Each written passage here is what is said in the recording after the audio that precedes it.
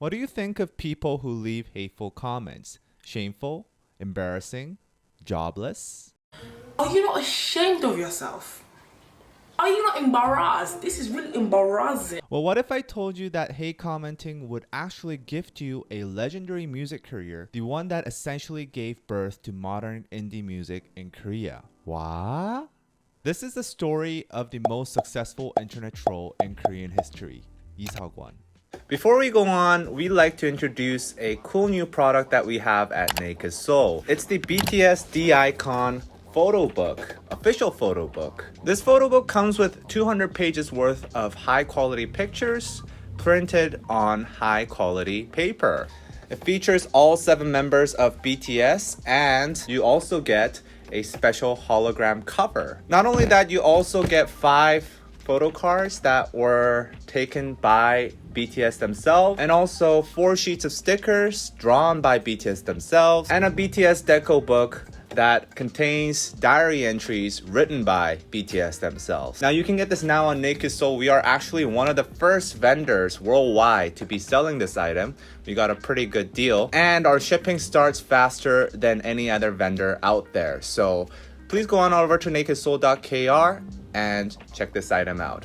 And back to the video. Mid-90s, Seoul, South Korea. Lee Seok-won was a young man in his 20s with too much time on his hands. Unemployed after graduating high school, his mother had opened a small record shop for him to manage. Bored at work, he spent most of his time on internet music forums where he would post countless hate comments on Korean rock bands under the username MyPSB. His repertoire of hate comments consisted of Korean rock bands all suck, they don't know what good music is, and yada yada yada. Lee Seok-won was especially obsessed with Sinechul, a legendary artist of the 80s and 90s, and would post an endless stream of hate comments about him and his band. Sinechul was one of the most popular artists at that time. I would say Lee Seok-won definitely knew how to trigger the crowd before triggering was even a thing on the internet. At the same time, he pretended to be very well versed in music, and his username gained high notoriety on the forum. Now, these are the prehistoric days of the internet, and the music forum was a small community that included many professional musicians. Naturally, users began questioning Lee Seok-won's self-proclaimed expertise in music. They asked what band he was in and what kind of music he was doing that was so much better than all the Korean bands he took a dump on. Lee Seok-won was cornered and was about to out himself. He had no band, he actually didn't know anything about making music. He was just a bored kid in his 20s trolling on the internet. Not wanting to be embarrassed, he came up with a seemingly very dumb solution: make up a fake band. Lee Seok-won named his imaginary band 언니네 이빨관, or Sisters Barbershop, after a Japanese adult movie he watched in high school. He said he was the leader of the non-existent band. You gotta understand, during these times, there were no Wikipedia or band websites or really anything on the internet, so people couldn't really cross-check. So users actually thought this band was real because this guy said it. And here's the thing about lying: once you start, it can quickly spiral out of control. And that was exactly what happened. Lee Seok-won got a call from a radio show, being invited as the leader of his fake band to be a guest on an episode. When he appeared on the show, he stuck with the lie and nonchalantly introduced himself as the proud leader of Sisters Barbershop. The show went surprisingly smooth, meaning no one found out that he was actually lying. After the radio appearance, forum users became curious about his music. They wanted to hear how his band sounded. However, as you know now, Lee Seok-won did not have a band. In fact, he didn't even know how to play an instrument. Sensing that this was getting quite out of hand, he came out to the public and apologized for lying and was canceled forever.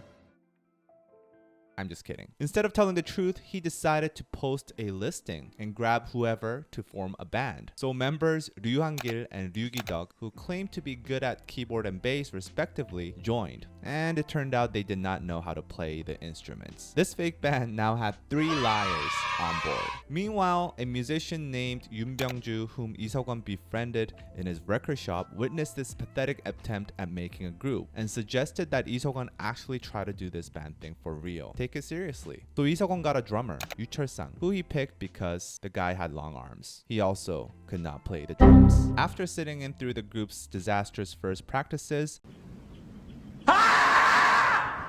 Yoon Byung-ju decided that some serious measures needed to be taken. He was going to lock them up in a faraway location and make them practice all day, all night, playing a simple cover of Nirvana's Come As You Are.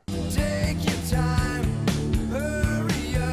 surprisingly, this kind of worked. This got them to a point where they were listenable, barely. Soon after, Lee Seok-won got another call asking him to come on the same radio show again as a guest. Now, at this point, the band planned on playing covers on the show, but Yoon Byung-ju, the mentor, suggested that the band make their own songs. So came into birth Sisters Barbershop's first original creations, Funny Afternoon and Roland Gorilla. The song Roland Gorilla, in true keyboard warrior fashion, was another shot at Korean bands in the indie scene at that time. Most bands played covers, and Lee Seok-won did not shy away from pointing that out and criticizing it.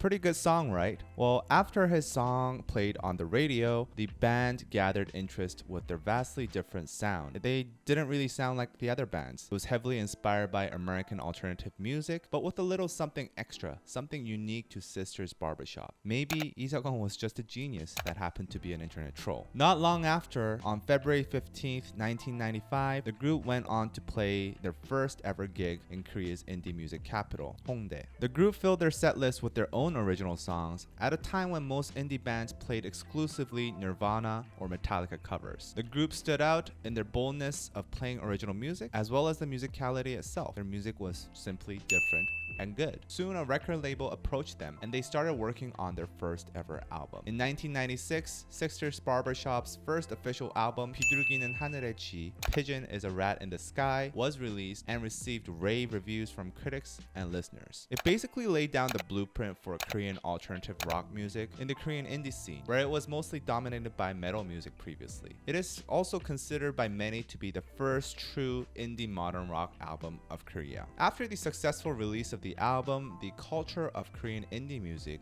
completely changed. Many were inspired by Sisters Barbershop to write their own music instead of playing covers, inspiring the entire first generation of indie rock. You should definitely take a listen to their first album. It's always in the top 100 albums of all time lists in Korea. After their successful debut, the band would go on to produce a total of 6 albums over the span of 2 decades and become one of the most influential groups in Korean history. Of course, this wasn't a smooth way through. Lee Seok-won actually quit music many times during the span of 2 decades. There were a lot of member changes and many delays in album production due to Lee Seok-won's obsessive nature over perfection. But that story is for another time. It's a very long story. Now, remember the legendary artists Shin Hae-chul and Lee Seok-won obsessively followed to leave the hate comments? Well, after Sisters Barbershop's rise to fame, Shin Hae-chul praised the group's music every opportunity he got, even did a voiceover for the band's promo. Shows how when you take the keyboard away, we're all human at the end, even if you're a hate commenter.